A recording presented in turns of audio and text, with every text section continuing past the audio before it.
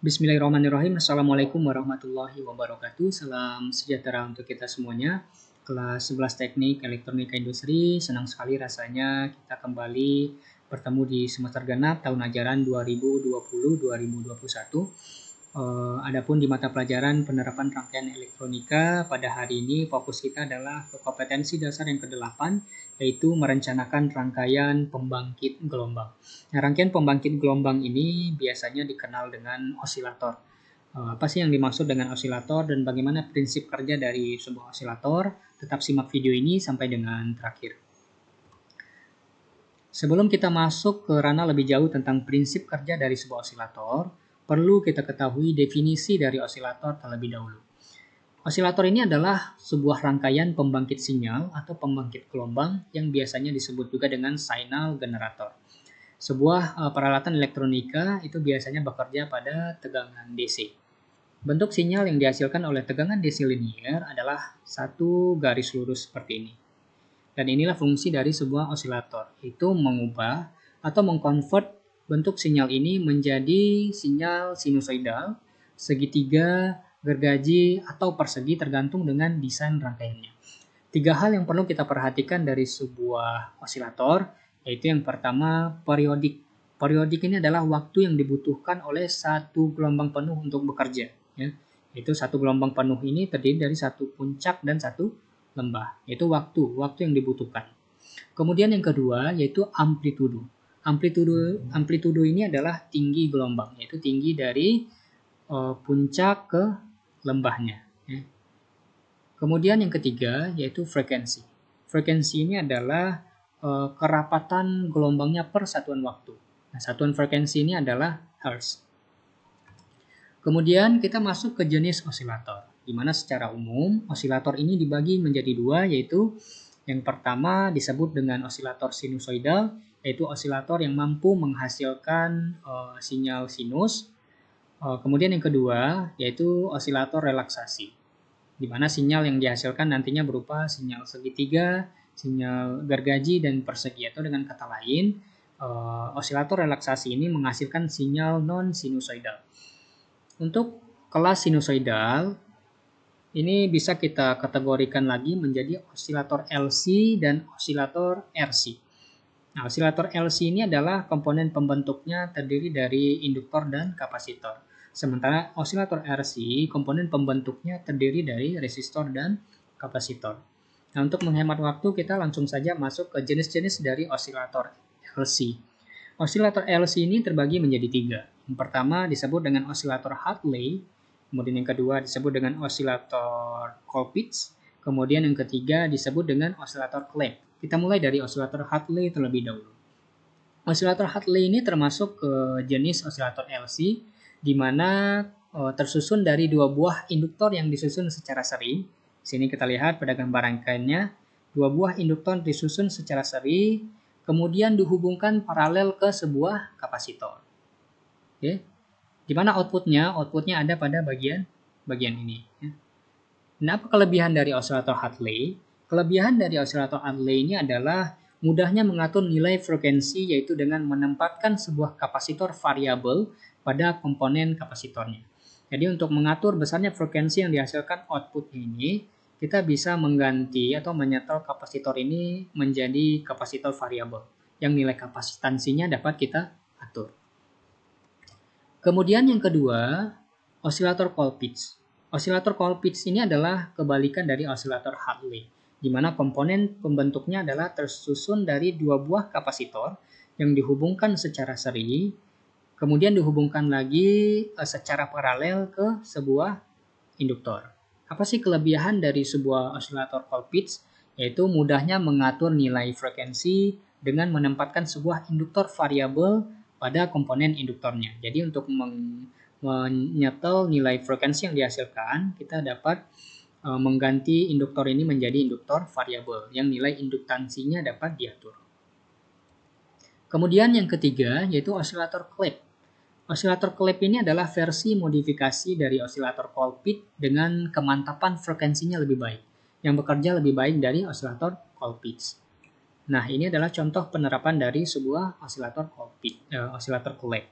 di mana kita lihat hubungan seri antara C1 dan C2, kemudian paralel dengan L dan C0. Oke, ini adalah contoh penerapan dari osilator Clade yang tentunya bekerja lebih baik dari osilator Colpitts. Nah, bagaimana sih cara menghitung nilai frekuensi yang dihasilkan oleh masing-masing osilator Hartley, osilator Colpitts, dan osilator Clade? Yaitu dengan menggunakan persamaan V0, ya, V0 ini adalah frekuensi output sama dengan 1 dibagi dengan perkalian 2pi dengan akar dari LC. Oke. Nah, bagaimana sih cara menentukan LC? Cara menentukan LC ini adalah tergantung dari jenis rangkaian tadi. Nah, kita fokuskan di sini pada tabel. Pada osilator jenis Hartley, terdapat hubungan seri antara L1 dan L2. Bagaimana sih cara menentukan nilai L-nya atau nilai induktansinya? Yaitu dengan menjumlahkan, kita lihat pada bagian keterangan, menjumlahkan antara L1 dan L2. Nah, jika nilai induktansinya sudah kita peroleh, maka baru selanjutnya dimasukkan ke persamaan ini. Begitu juga dengan osilator Colpitts. Pada osilator Colpitts terdapat hubungan seri antara C1 dan C2. Maka untuk menghitung nilai kapasitansinya adalah dengan menggunakan persamaan C sama dengan C1 dikalikan dengan C2 dibagi dengan penjumlahan antara C1 dan C2. Nah, setelah nilai kapasitansinya kita peroleh, baru kemudian dimasukkan ke persamaan ini. Nah, kemudian yang ketiga untuk osilator Clade, untuk menentukan besarnya nilai kapasitansi, ya, C1, C2, cukup dengan menggunakan persamaan ini. Ya. Pada bagian keterangan kita lihat bahwa C-nya sama dengan C3. Maka selanjutnya kita masukkan nilai C3, nilai C kita ganti dengan C3, dan baru kita proses dengan menggunakan persamaan ini. Nah, osilator kelas sinusoidal ini biasanya lebih populer. Tanpa sumber sinyal pada input, ia dapat memproduksi sinyal bentuk sinus monoton yang biasa digunakan sebagai referensi pada aplikasi audio, sistem digital, dan sistem komunikasi. Nah, selain osilator LC, osilator lainnya yang mampu menghasilkan sinyal sinus adalah osilator RC. Di mana osilator RC ini komponen pembentuknya adalah resistor dan kapasitor. Nah, di sini kita lihat pada gambar rangkaian hubungan antara kapasitor dan resistor. Dan di mana outputnya? Outputnya ada pada bagian ini. Oke. Bagaimana sih cara menentukan nilai frekuensi yang dihasilkan oleh osilator RC? Yaitu dengan menggunakan persamaan F sama dengan 1 dibagi dengan 2pi dikalikan RC. R adalah nilai resistansinya, kemudian C adalah nilai kapasitansinya. Nah, osilator jenis lain yang mampu menghasilkan bentuk gelombang sinus adalah osilator tipe jembatan Wien. Di mana tipe ini adalah tipe paling simpel dan populer yang banyak digunakan dalam aplikasi audio. Nah, tentunya juga bekerja lebih baik dari osilator jenis RC dan LC. Nah, jembatan Wien ini memiliki sebuah kombinasi seri RC dalam satu lengan dan sebuah kombinasi paralel RC dalam lengan di sebelahnya.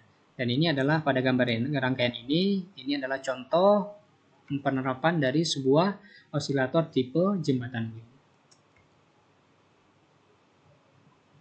Nah, osilator jembatan Wien ini biasa digunakan untuk membangkitkan frekuensi tanpa memerlukan sinyal input. Dengan jangkauan frekuensinya antara 5 Hz sampai dengan 1 MHz. Nah, syarat dari osilator jembatan Wien ini diantaranya yaitu untuk membangun rangkaian osilator jembatan Wien ini perlunya adanya penentuan besar resistor dan kapasitor.